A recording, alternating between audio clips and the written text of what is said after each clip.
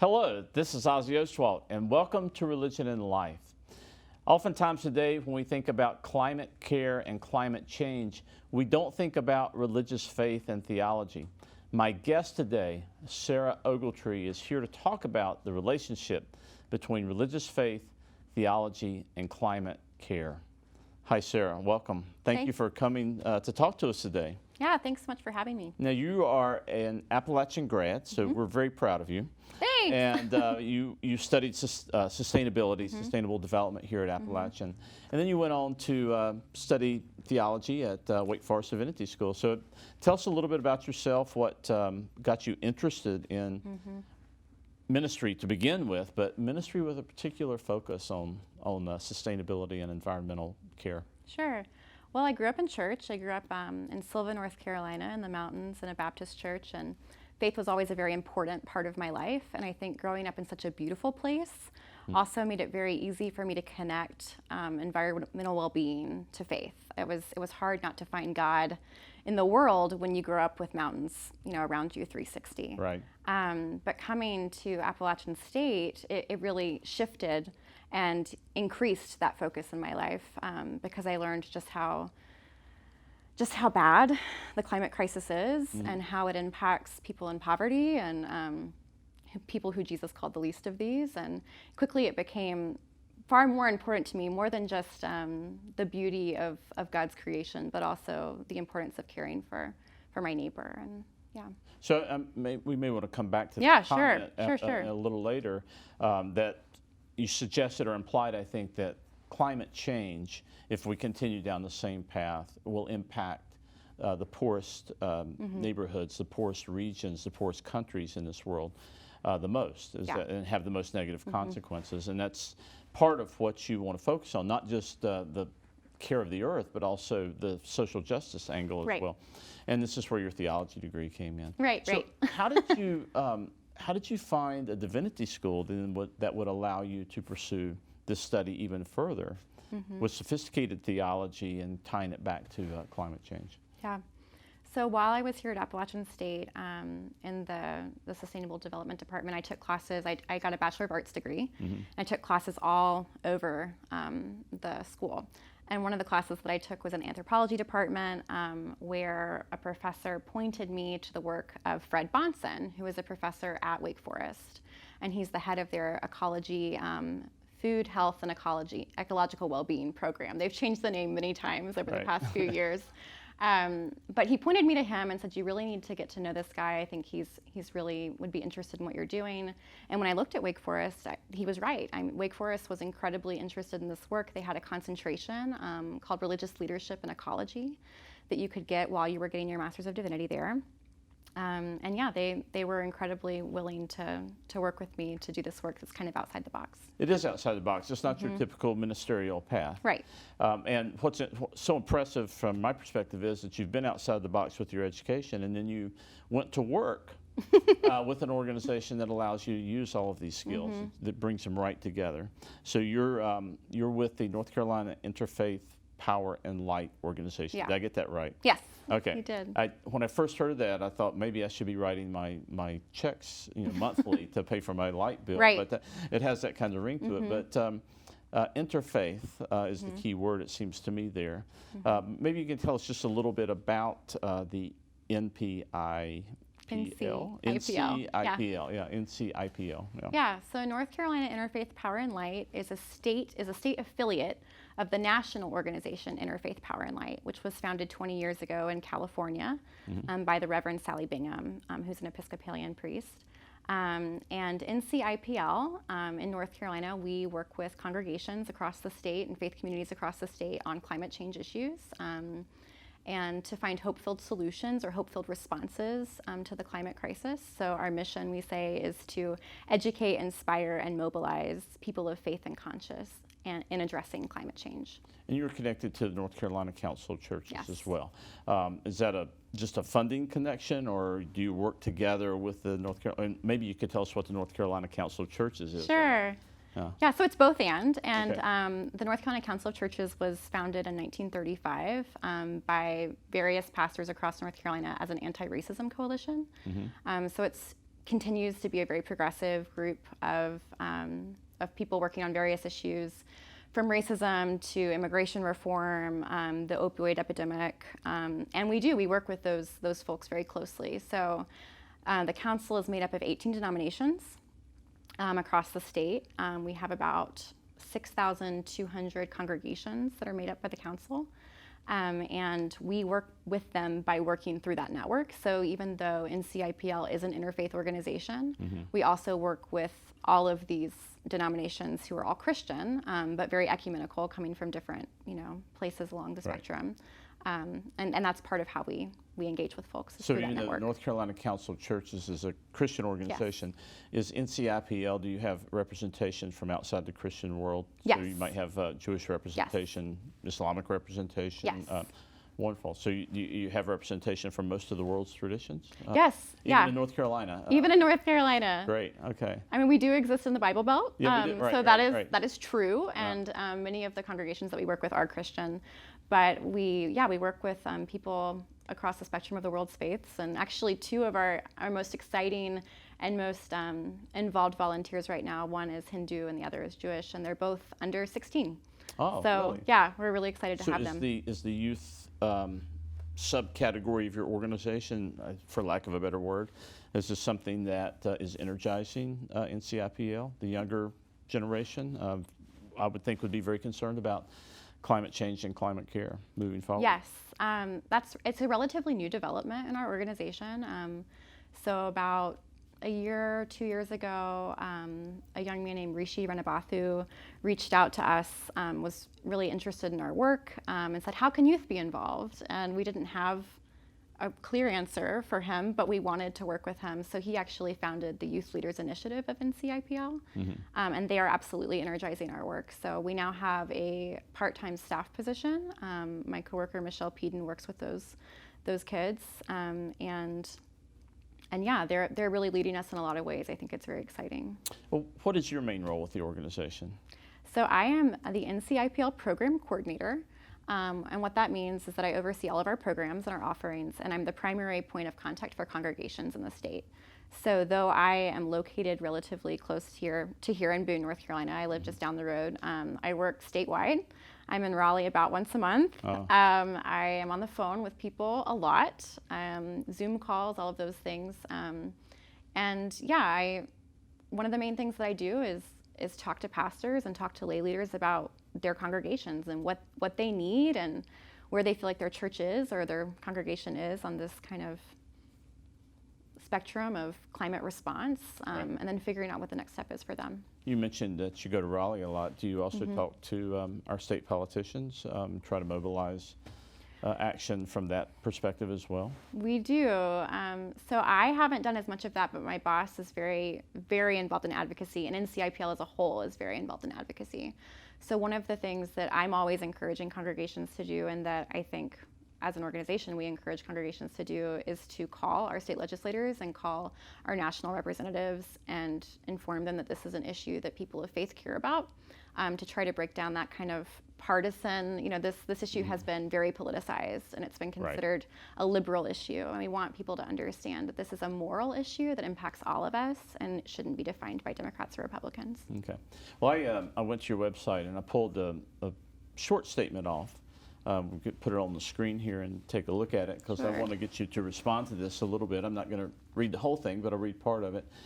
NCIPL core programs promote a variety of solutions to mitigate future climate change, including energy efficiency and conservation, increased renewable energy use, and collective low-carbon lifestyle changes. And then it goes on to say that you work with congregations and clergy in order to articulate the moral dimensions of climate change. And you mentioned that, so I want to hear you talk more about the moral dimensions of climate change, and also environmental justice from a faith perspective. So, could you give me some kind of real world examples about maybe how you do some of these things? You don't have to respond to all of what you're doing, but maybe some examples about how you achieve some of these goals here that's listed on your website. Yeah, absolutely. So one of the things that we do to address energy efficiency and just kind of energy conservation as a whole is we host Solar 101s for congregations. So that's where we usually at a church gather a community and congregations and members of a congregation and talk about what it would mean to go solar. So that's one of the things we've done, and we've had many churches go solar in our state, which is Really? incredibly exciting. Yeah, Sure. yeah. So that's one thing that we do. We also work with a group of volunteer energy auditors. So if you're a congregation in the state of North Carolina who wants to know kind of where you are right now in terms of energy use, you can contact us. Our energy auditors will come out, we'll give you an energy audit, we'll let you know how much energy you're currently using and how you could lessen that and lessen your carbon footprint. Right. So we work with those folks. Does that cost the church anything? Or No. that's a service to the church? That is a service, yeah. Okay. And that's been very effective. We've given tons of energy audits across the state. We also encourage congregations to compost. So we work with a group called Zero Waste Life and Zero Waste Church.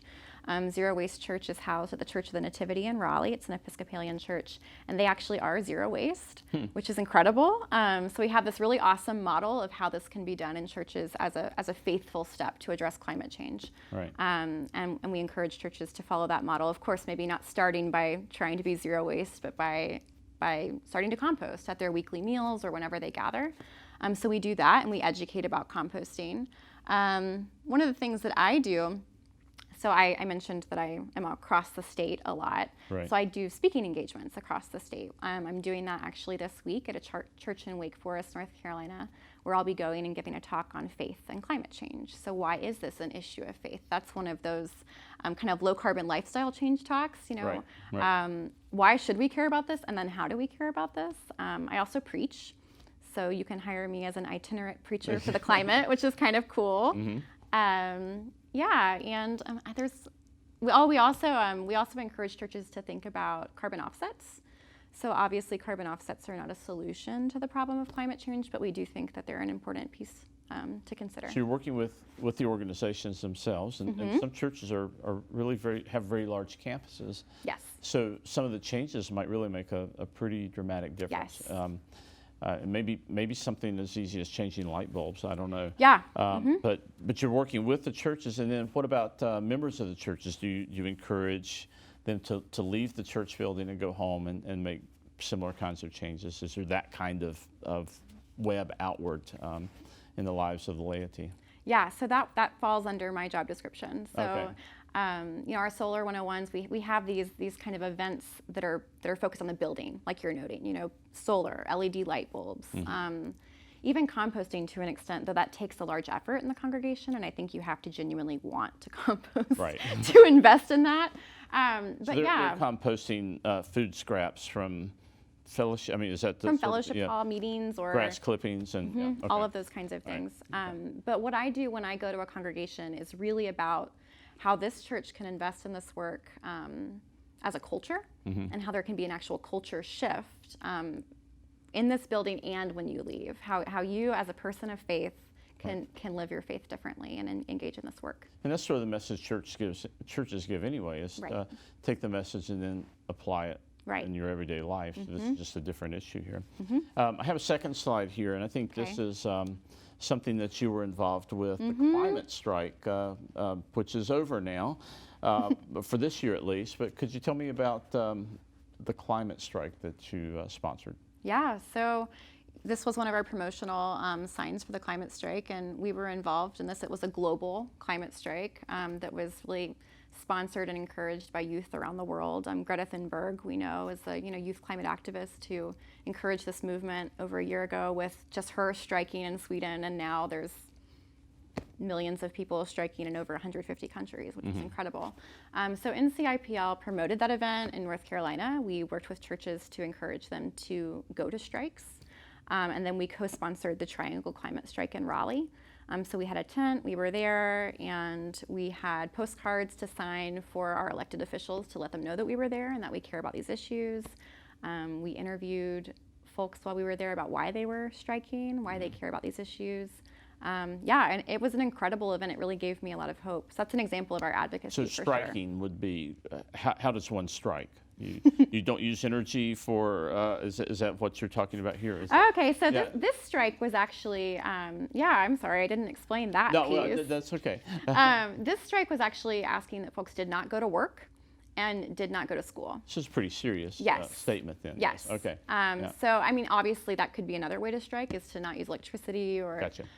But this was, don't go to work, don't go to school, go to the So you're street. getting the attention of people who can actually. Yes. Okay. Very interesting.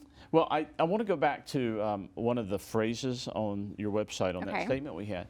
So you said there's a moral dimension and a faith perspective involved here. So let's take the faith perspective part for a moment. Can you articulate a kind of, or is there a religious mandate to care for the climate, to care for the environment? And if so, and it can be from a Christian perspective or however you want to articulate it, but Sure. what would be the theological mandate, the faith perspective that would require someone of faith to really be concerned about the climate? Well, yes. Okay, yes. I thought you I would would say start yes. with yes. Yeah, okay. I think there's absolutely a religious mandate to act on climate change and to care for the climate, or to engage in creation care. Some churches talk about that this way. And I think that we see that throughout the biblical text. Beginning in Genesis, we have our creation story, and I particularly like the verse from Genesis 2:15, that we were put in the garden to till and to keep it. And if we look at the Hebrew, till, avad, and keep shamar, to protect and preserve, we're here to protect and preserve this garden. So I think that's kind of our first. Ellen Davis, who is a professor at Duke Divinity School, says that this is our first job description as humans. And I think that's beautiful, and I agree with her. That's really nice, yes. Yeah, I think it's wonderful. So yeah, I think from our very Genesis, our creation story, we've been put here with this relationship to the planet and to the creatures and to the soil, and then we're made from soil in Genesis as well. So we Right. have that kind of earthly connection. But then going further, we see the prophets with an emphasis of justice and, acting on behalf of the oppressed. And then we see Jesus in the Gospels always caring for those who have been disempowered Right. by systems of power. So I really think that from a Christian perspective, we cannot be who Jesus calls us to be, someone who cares for the sick or cares for the poor or gives water to the thirsty and food to the hungry without acting on climate change, because we know that climate change will impact those folks most severely. So this is a theme that you really want to focus on here, that that climate change, the direction that climate change is headed now will impact large portions of our population, and it's the poorest portions. Right. And there will be famine, and there will be Right. food shortages, and drinking water will be in short supply. So these are the sorts of things. So it's a humanitarian mandate as well as an environmental mandate, it seems, and this is part of what your organization is striving to direct. Yeah, and I think the reason that I feel so strongly about that is because for so long, so when I was at Upstate and I made this connection that I grew up as a person of faith, but I didn't make this connection until I was a junior, and I had already been through really maybe a senior in the Sustainable Development Department, that faith could really bring something to this movement, this environmental movement. And I was trying to articulate that to pastors and to the people in my life who had been so wonderful and taught me about God and taught me about Jesus. And they didn't really get it. They would say, so you care about polar bears? Or, oh, well, trees, you love trees, or you want to plant a garden. And all of those things are true. I do care about polar bears. I like gardening. Trees are wonderful. They breathe carbon dioxide. They're incredible. But this is about caring about each other. Right. I mean, we cannot care about each other without acting on climate change. And so that's something that I realized people weren't connecting. When I was beginning this work, people weren't seeing this as a human issue. They were seeing Right. it as a separate issue. Yeah. So reminding folks that, we're not just saving the planet, we're really saving ourselves. And we should save the planet anyway, but Sure. we're a part of that. We're Yeah. a part of the planet. So the allusion you made to Genesis, where tilling the soil becomes our first human job description. I like that. Isn't it nice? Yeah. It is nice. I brought my tree of life from home today. The tree of life, of course, is in that Genesis story, and it reminds us symbolically that there is a connection between the heavens and the earth. Right. And the tree of life stands for a lot of things, but that kind of continues to bring to my mind that what we do with our earth says a lot about what we think spiritually. Yeah. But I like the human emphasis there that you're bringing to this, that it's not just environmental work, it's not just caring about polar bears and trees. But we should do that too. We should do that too. Yeah. All right, so, but not every Christian or probably not every religious person shares that view, I think, that there are utilitarian arguments that people will make from a theological perspective, or maybe the apocalyptic argument. So what are other people who may not share that perspective, what do they say about our relationship to the environment? Oh, there's all kinds of things. So I've heard, that the apocalypse is coming and that climate change is a sign of that. And Right. so who are you to stand in the way of God? I've heard, why should we recycle when, that would be slowing down this kind of ordained, So this, end. this apocalyptic perspective, apocalyptic it's perspective, kind of right. fatalistic, right? So Absolutely. Again, based on another perspective, reading Sure. the Bible, that there will be an end to this world, Sure. and it's not necessarily a thing to be avoided, right? That it should be, well, I guess human beings are powerless to stop it from that perspective. Okay. Sure. Yeah, and another thing that I've heard is I mean, and this is, I think, the more common kind of opposition argument, is that humans have been given dominion over the world. Right. That's another passage from Genesis.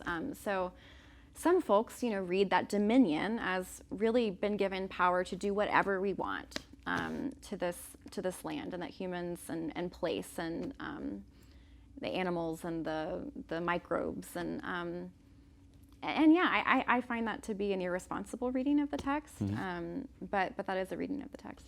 I guess that's what makes your work so exciting, and different people have different views on the same story. Sure. And you're just talking about Christians and Jews reading the Genesis story. When you bring in other faiths, you get all other Right. kind of perspectives going on as well. Well, if you could boil it down to one sentence that you wanted to share with Christian laity, Christian pastors, Christian congregations, and then beyond that to anybody who has a faith perspective or is concerned about spirituality, what would that one sentence be addressing the relationship of spirituality and our environment?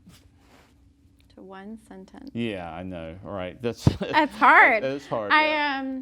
I think I would say that this is a core issue of our faith, and that I'm going to go more than one sentence. That's fine. Yeah, but that I think about a passage in a text written by Norman Worsba and Fred Bonson, a book called Making Peace with the Land, that talks about how people who deal with environmental issues in the church often want to treat it as a one potluck dish on the table of issues that you can care about, and how really it's a central dish. It's the main course. We cannot do this work of faith So we're without going to move that involving dish this. from the end of the table back to the center. to the entree. Yeah, portion. yeah. So that's it, right? Making it a central issue, and that doesn't. I think that's often the case, that it's not seen as one of those primary central issues that we Right. really have to be concerned about. It's something that the church can address if time allows, right? Right, Yeah. exactly. Do you get a lot of resistance when you go out into churches? I mean, I'm assuming that they invite you because they want to hear what you have Right. to say, but I bet occasionally you talk to a congregation that might put up a wall. Right. Yeah. So I definitely get resistance, but not as much as I used to. I think that climate change is more a part of what people are talking about right now, and we're aware of it. So not as much as I used to. I think the resistance comes more from not just having the conversation, but when we start to say, okay, we can't burn fossil fuels anymore. Right. That is going to affect everybody. That's- And that's a hard one Yeah. to swallow. Or just when we talk about how bad it really can be. And I always, whenever I talk to a congregation, I try to speak with a lot of hope, because I think faith brings us hope in really hard circumstances. Yeah. But this isn't a particularly hopeful subject. Right. So I think that can be kind of an area of resistance, is not wanting to really think about it in all the gravity of the situation. Well, I'm very impressed with what you do, and I thank you for coming to speak with Sure. us today. Thanks for having me. The organization is the North Carolina Interfaith Power and Light Group, and people can find you on the internet if they Yes. want to learn more about what you do. Yes, that'd be great. Thank you, Sarah. Thank you. Well, that's it for Religion and Life this week. Join us next week on App TV when we continue to explore how religion and culture interact. Until then, this is Ozzie Ostwalt.